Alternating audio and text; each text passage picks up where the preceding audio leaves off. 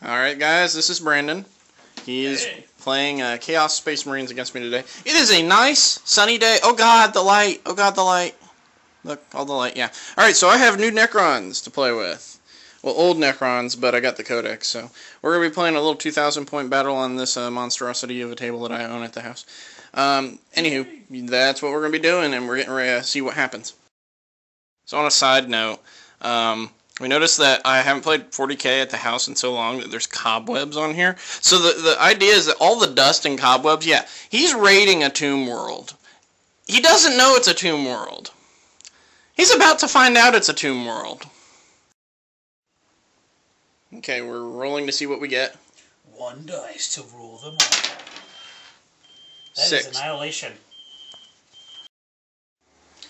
Alright. So I almost burned the house down, apparently. That's why I had to stop the video. Go ahead. Annihilation, and that would be a Dawn of War. Dawn of War. Oh, that actually is going to be kind of interesting with this army.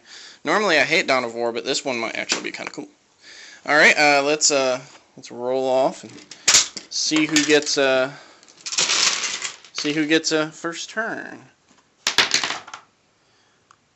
Chouse. Alright, so it looks like you're going to take the first turn? Yes. Alright. Okay, so we've gone ahead and set up. I set up a unit of Necron warriors led by Royal Court Necron Lord with Resorb right there. And I did the same thing over here. You see the little lord right there. I've got a Destroyer Lord, and then he's got, what do you got? Kharn the Betrayer, because his love is like a truck. Berserker.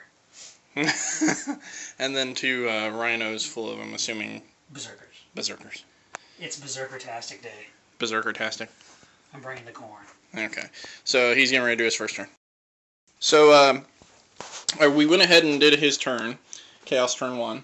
He set all of his Obliterators and Defilers shooting the heck out of these Necron warriors over here. Who, as he likes to say, they made their saves like a champ. I had, lost 5 of them total. And then I did my reanimation protocols with the Resurrection Orb, which gives me 4+ at the end of my phase.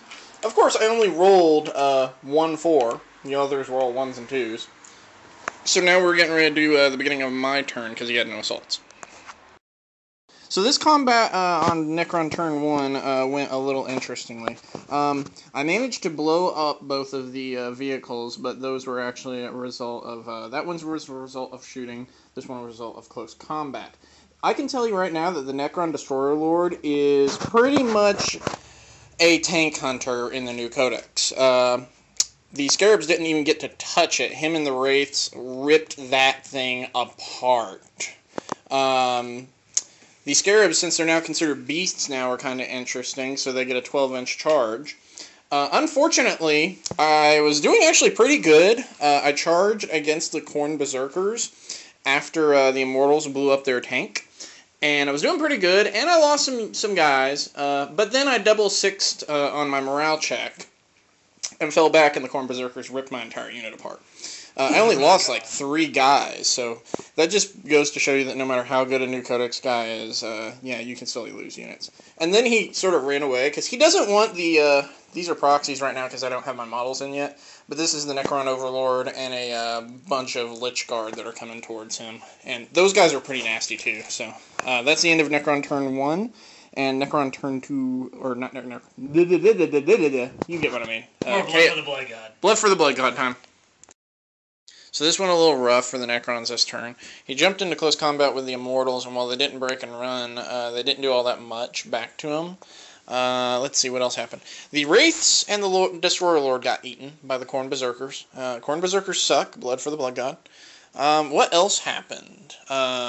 You blew 2 of the Lich Guard away. 3 of the Lich Guard away. He templated them, and they just all rolled 1s on their damn everything. Reanimation protocols, the whole 9 yards. And 5 of the... Oh, 5 of the warriors also got toasted, though. That was actually fairly good because I reanimated a huge chunk of them. So I'm about to roll for reserves now.